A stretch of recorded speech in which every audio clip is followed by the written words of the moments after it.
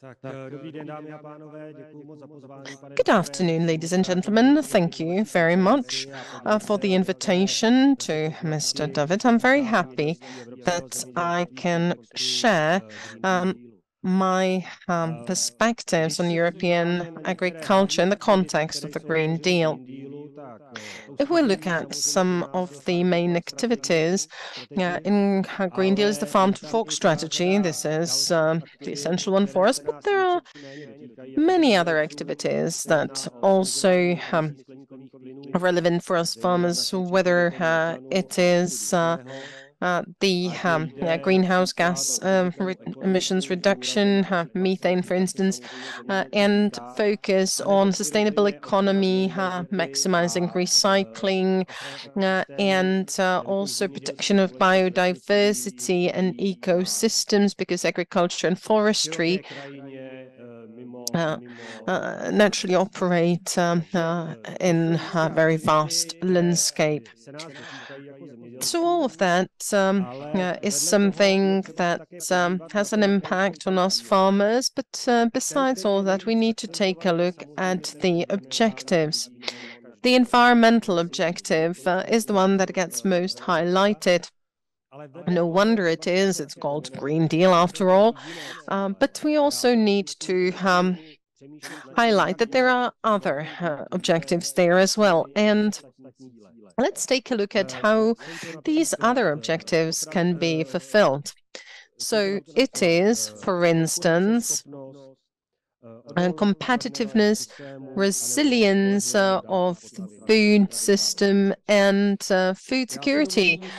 And let me take a look at these aspects plus two other ones that the Green Deal contains. If we look at resilience as the first one, it is hard to imagine that with the initiatives and activities contained in Green Deal, resilience will come about. We need to look at it in the context of agriculture and food industry. These are connected vessels, even though it may seem that agriculture has a different purpose than production of foodstuffs. Well, this is, after all, the primary purpose of agriculture. So let's talk about how ETS2 is going to be like, what impact it will have on energy prices. And let's talk about the prices of energy that will have higher impact on costs compared to previously, and then naturally there are other impacts out there. So it is, for instance, price of fertilizers, availability of certain materials, etc.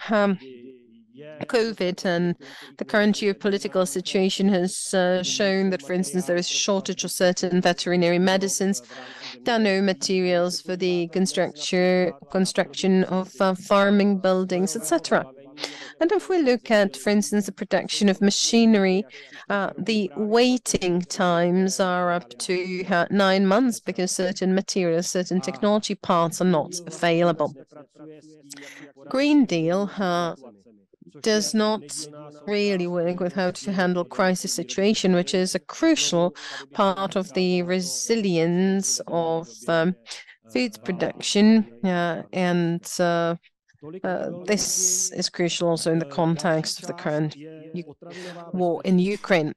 Food security is yet another area. And here, because costs are going to increase, whether it's plant production or animal production, and due to the fact that probably, and it looks like that, support from the Common Agricultural Policy will gradually be declining, will then have support through carbon farming as proposed. So there, the entity that emits should gradually make changes so that objectives in the Green Deal are being achieved. But I must say that this in itself won't lead to cheaper foodstuffs. So we'll have less and less and fewer foodstuffs that are affordable for consumers. So that will logically lead to an increase in import. And I don't think that this is what Europe wants. And certainly it's not in line with the food security and self-sufficiency principles, that is, regarding the commodities that we can produce in the EU. We also need to realize that this situation will lead to us perhaps leaving certain markets. And FAO is thinking about what that will mean on the global market. In certain regions, there is rapid increase in population, and the hunger for foodstuffs will be on the increase for sure. Then the third aspect is the environmental footprint. On my slides, and I hope you can see my slides, I would like to show to you what we would like to achieve. So here you can see a change in the production of emissions in agriculture. And even though Europe is a pioneer, we may also ask the question where we want to go with decreasing the carbon footprint, the environmental footprint, to keep up the pace with the others. And even though Europe has been lowering emissions, the other regions and countries such as China, US, India are increasing them. So I'm asking, will we perhaps become a Skansen, an open-air museum, so to speak, where we'll have trouble because we fulfill all these targets while the rest of the Europe is going to produce under entirely different conditions. This chart shows consumption of fertilizer. So here, Europe is tailing behind. But let's take a look at the rest of the world, how they handle the use of fertilizers. And this is one last chart about the environmental footprint. This is the converted consumption of pesticides per hectare. And here again, we can see that the EU is the best in comparison with the rest of the world. And the question is, where do we want to get? And will this actually contribute to us or allow us to keep our position going forward? And this brings me to one other aspect, and this is competitiveness. If we continue working with the system that Green Deal currently offers, carbon agriculture, reducing support for the common agricultural policy, increase in costs, etc., in all areas, that is, cost of utilities, fertilizers, etc. So with all that, it will be very difficult to fulfill this one target of the Green Deal, which pertains to competitiveness. What it means for people in the EU is clear. Foodstuffs will increase in price, and we already see it nowadays. So the Green Deal is only just starting, and already we can see also, no, well, in the context of other impacts, the price of foodstuffs is absolutely crucial. And if we look at what prospects there are, what potential solutions there are, some of them are rational.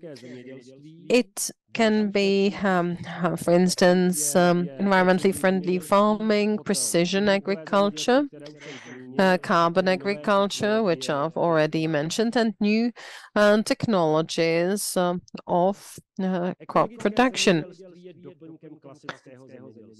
Environmentally friendly farming is a complement to the traditional farming. It's good we have it. The Czech Republic is a country that has a fairly high percentage of soil in this mode. Certainly more than 10% of the whole soil in the Czech Republic is economically, environmentally friendly farming or organic farming. But if we look at the organic foodstuffs, it's less than 2%. There is this huge disparity between the hectares that organic or environmentally friendly farming takes up and the production that it yields. It also needs to be said that organic farming swallows 1.7 billion crowns each year in terms of support, and that's not little, and yet the production grows very slowly. So environmentally friendly farming, yes, but certainly it's not a solution. Then we have precision agriculture here. So this is something on which we agree. EU institutions support that, or like on a piece of paper. But if you look at new strategic plans of the member states, how many of them actually support precision farming? Almost no one. For 2 years, we strived to negotiate support for precision farming, and it ended up with a disaster for the Ministry of Agriculture. So the surveillance bodies had some concerns that they would be able to inspect and audit precision agriculture and all that. So this segment definitely is fine, but even though we support it, it's failing across the whole EU, not just in the Czech Republic. We're failing to start supporting what the European Commission itself has proposed. As for carbon farming, carbon agriculture, I myself don't know what to think about it. I've outlined the principles, so the public resources will be decreasing, then the business that emits will buy the sequestrated carbon. But how far can we get with this system? If we want to continue growing crops for foodstuffs production, we'll be turning in circles with the carbon. There won't be any storage. What has efficiency is if we grass arable land or have forests. But this will mean that the overall volume of arable land will decline. We'll be losing markets at home and abroad. And honestly, how long can such a system work? Has anybody created enough arable land, a stock of arable land, where we could say that we should stop supporting businesses that emit carbon? When is it safe to be able to produce enough foodstuffs for EU citizens? Impact studies related to greenfield were non-existent at the time when the Green Deal was being adopted. So at that time, nobody was able to say what the impacts would be. So this is something that we're greatly concerned about. So this can be something like a glass structure that, if not calculated properly, will collapse. And agriculture would stay without financial support from public sources and from the system. Likewise, I'm slowly drawing to the end. Now, just a few words about new technologies that we have for growing, but new technologies will also mean new costs, and at the same time, the new technologies that we have for growing are for certain types of crops. So that can't replace the classical field production, and it won't replace the animal production either. So now drawing to conclusions. The Green Deal is something that we see as an ideological document. So something that has not been calculated well in other sectors, and also not in agriculture.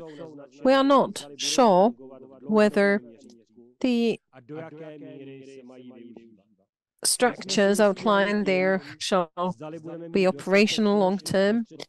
We're not sure whether there'll be enough funding to achieve certain objectives and make use of certain tools that the Green Deal describes. I would like to ask everybody and all the institutions that decide at European level about to what extent certain elements of the Green Deal are going to be implemented, to consider duly in what volume they're to be fulfilled and what funding we have available, and in the long run, whether this proposal is indeed sustainable. We are slowly drawing to the end of the year, so let me wish you very Merry Christmas and Happy New Year, and thank you very much once again for giving me the opportunity to present here. Thank you and goodbye.